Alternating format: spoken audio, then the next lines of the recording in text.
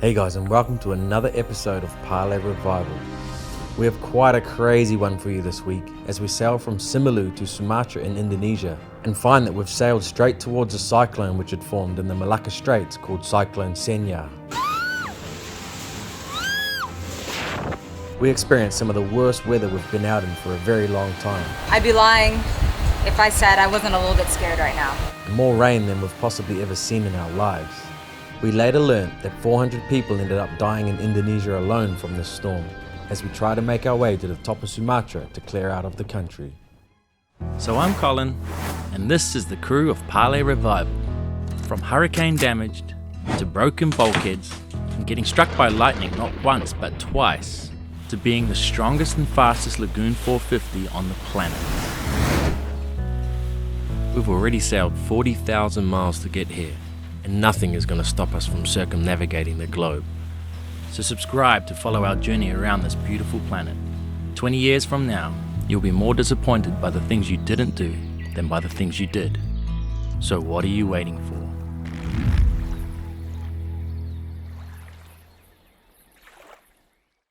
We got a storm coming. It's Monday today, and then tomorrow and Wednesday it's going to be like 40 knot winds through the area. So what we're going to do is we're going to ride the back of that storm to get north up towards Banda Aceh, the top of Sumatra. We've had an amazing time here. One of the owners from Simeulue Surf Camp, Jeff, reached out to us on social media and said to go check out his camp, and he lent us his truck. We went and did groceries. He's not in town at the moment, but we met Nanik, who's his business partner, and she was just absolutely lovely. But yeah, we have to leave unfortunately and head towards Banda Aceh so that we can clear out of an island called Sabang. And then our next mission will be getting across to Malaysia. So the storm I'm referring to here is one that had formed in the Indian Ocean, because little did we know that another different storm would form and baffle meteorologists by turning into a full-blown cyclone in the coming week, in an area where there's never ever been a cyclone before. So we knew we were going to have bad weather, but even the scientists couldn't have forecast what was about to happen just on the other side of Sumatra. Also, an update on our diesel bag situation. We've probably motored on that engine for, 6 hours or something, and we thought we would take the rake-off filter apart, and she is clogged. There's a lot of that sludge forming in the bottom of our rake core, and the worst part is it blocks up the little one-way valve on the entry into the rake core filter, which just completely blocks up the fuel. It's got the chance of just cutting that engine out at any time. If you remember, we got a slipping sail drive on the starboard side, so our good engine is now got diesel bug, and our bad engine that's got the slipping sail clutch is now becoming our good engine that we have to use more. So again, any opportunity that we get that we can sail, we're going to jump all over it, just because both engines are in limp mode right now. So none of this is ideal, but we'll make it work. That certainly is our motto, because we're usually in such remote places that we have no other choice. But the next morning, the forecast had taken a turn for the worse. I still felt like it was best for us to leave ASAP, but there was definitely something strange happening with the local weather. So the weather's changed on us completely, and there's none of those nice southerlies anymore, and it's gone westerly or northerly. I'm looking at the GFS and the Euro models. They're two different weather models, and they're not really agreeing with each other at all, which means the only way to really know is to stick our nose out there and just see what's actually going on. Either way, it's going to be a super rough passage. But yeah, I don't think we can afford to wait another week, and then you wait another week and the weather could change again, and you wait another week after that, because the winds are also turning to get from Sabang to Thailand. So the later we leave this, the harder it's going to be to do that leg as well. So I think we have to go today, but it could be gusting up to 40, 45 knots. Or even more. Good, yeah. 70. Jamie could lose his hair. I hope not. Nearly lost it the other day. What do you think about this, Huli? Well, it's Tuesday, so there is a flight today. Just kidding.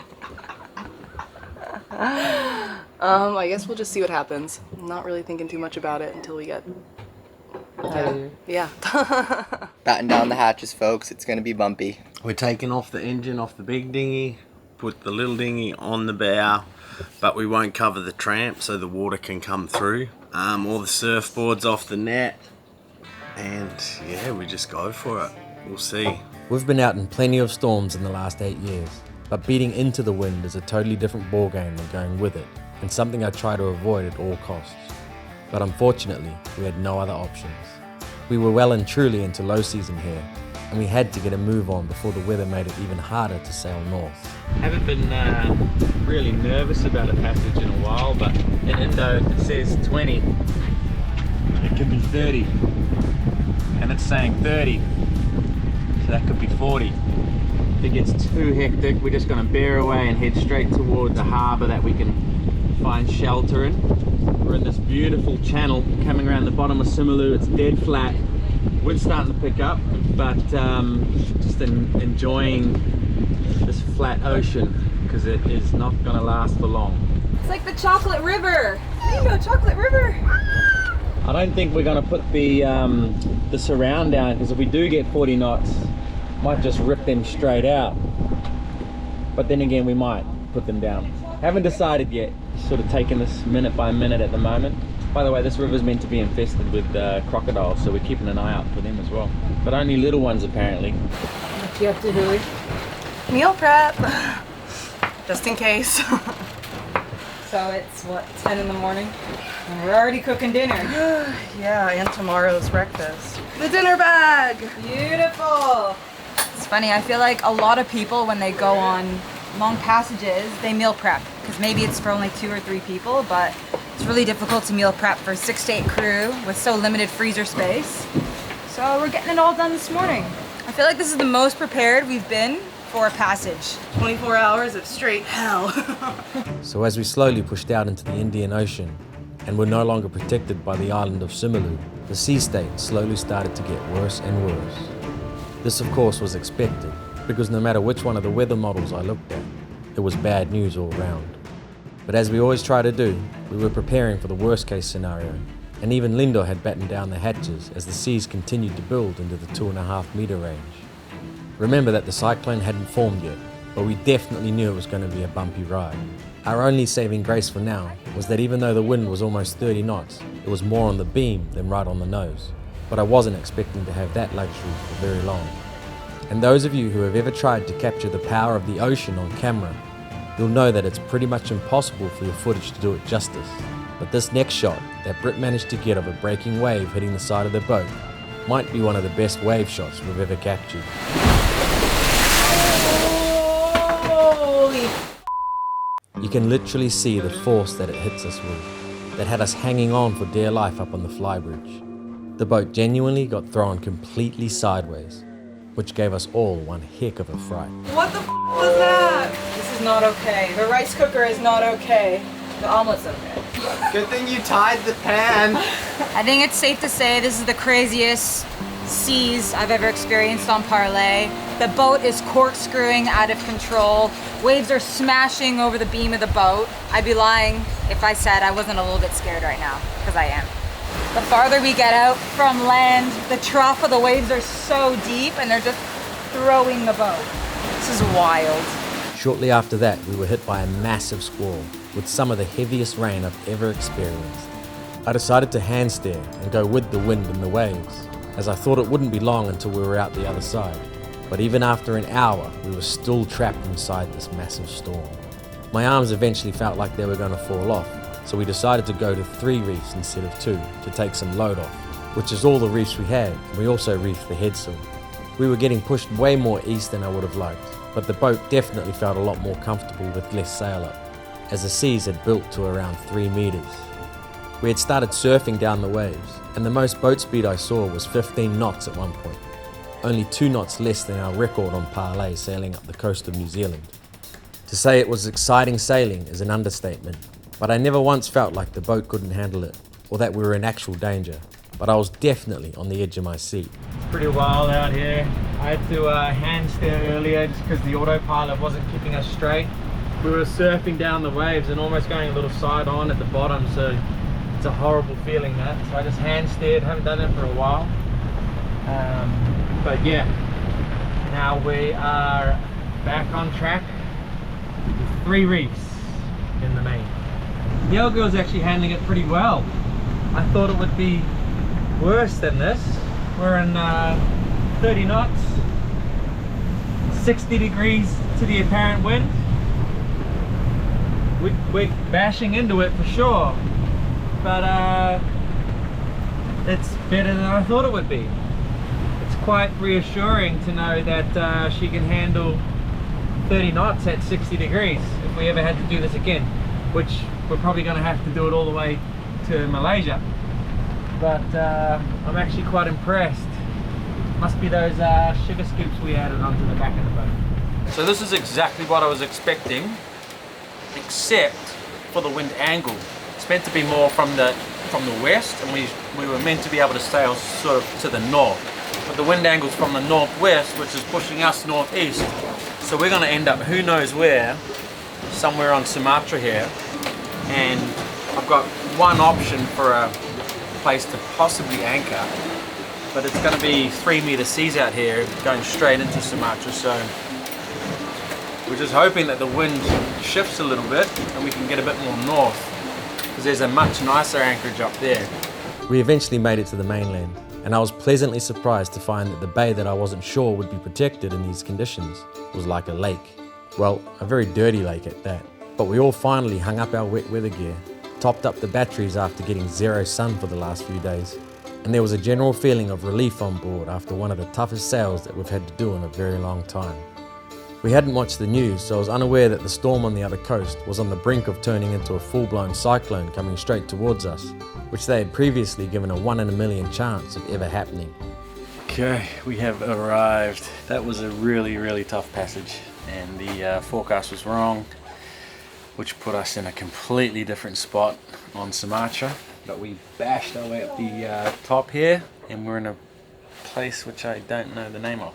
So we've got one more big hop up past Colin, and then we're basically in the Banda Aceh area. We're gonna go into town now. I think you can go up this canal and tie your dinghy up somewhere, apparently. Let's go. Fast light on? Yeah. So we cruised over towards the channel when we realised that even that was going to be a challenge when there's a lot of swell out there. So we just saw a wave breaking across the entrance of this canal. We can't go very fast with 5 of us. Might have to drop Britt off on these rocks here and then we'll carry on. Watch till the end, we could be upside down. Doing it? Yeah, couldn't be any worse than last night. Yeah, it could. You could be covered in this shit water.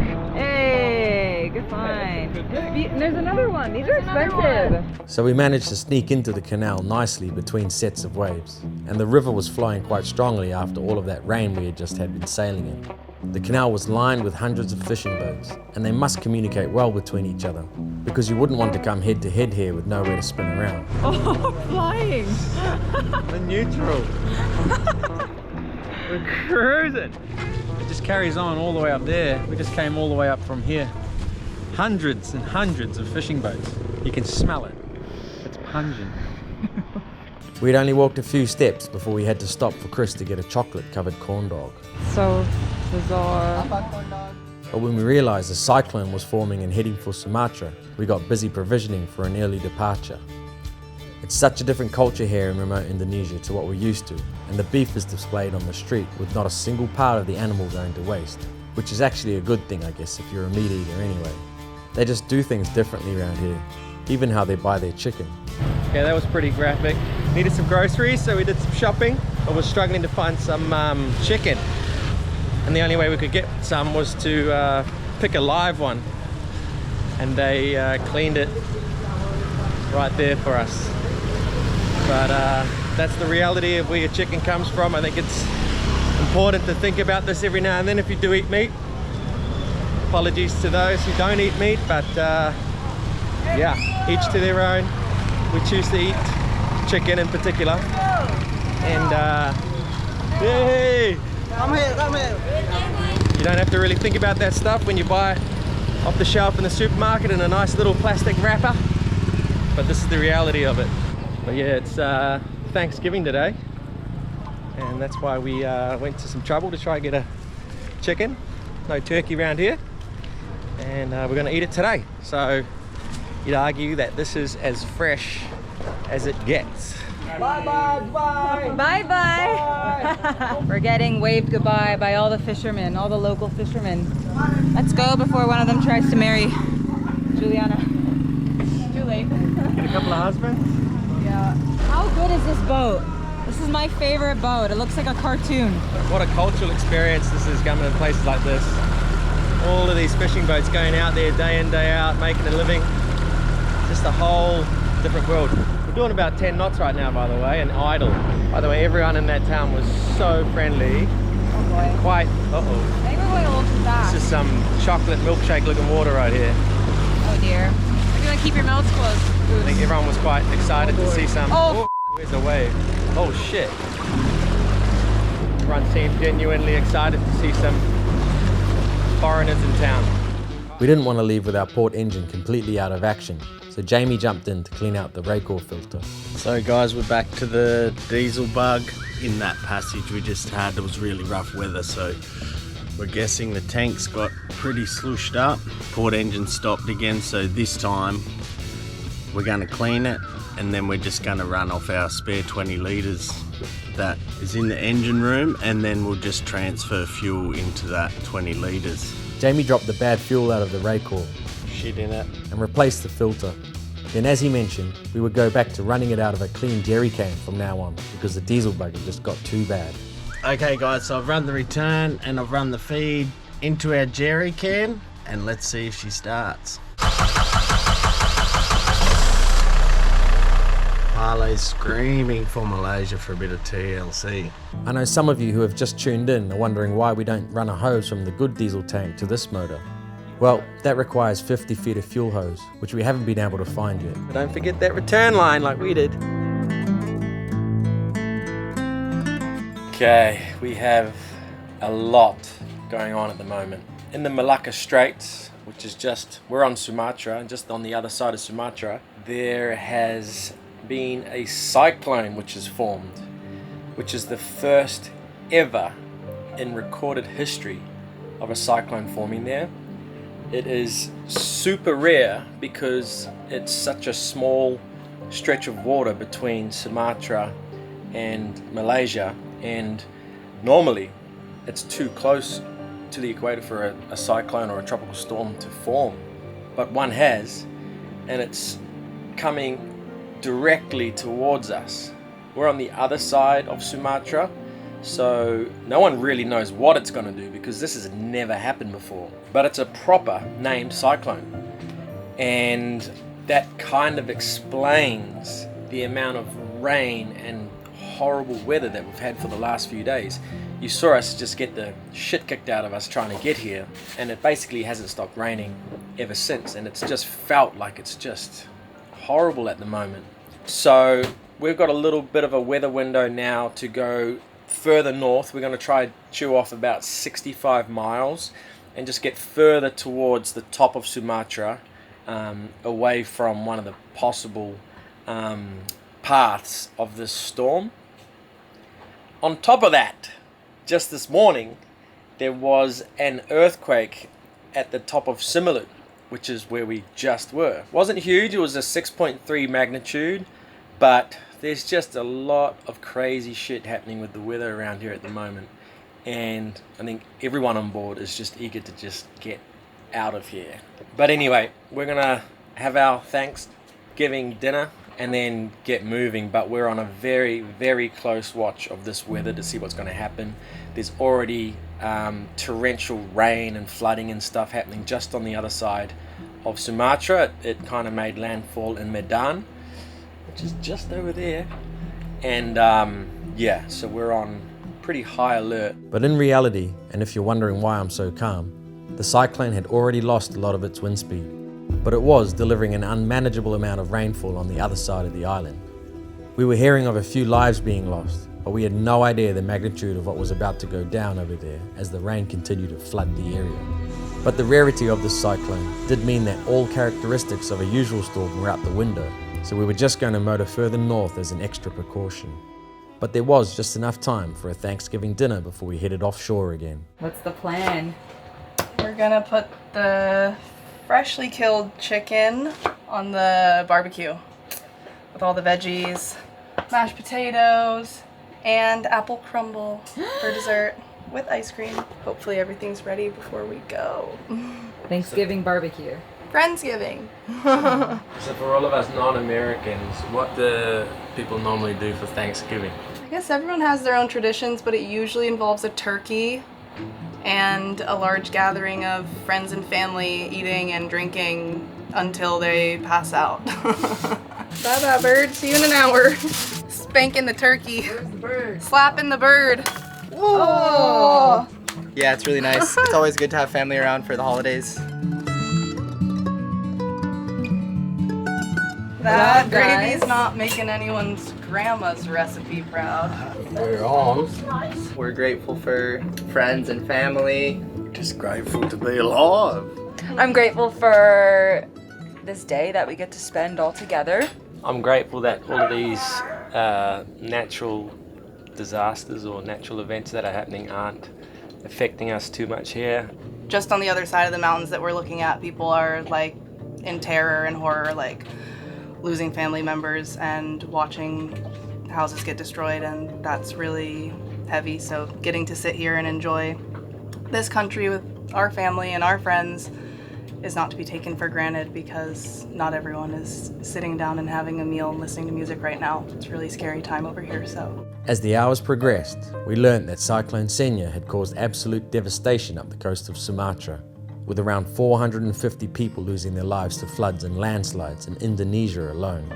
Our hearts go out to all the families affected by this disaster, as Indonesia has held a special place in our hearts for the last 6 months.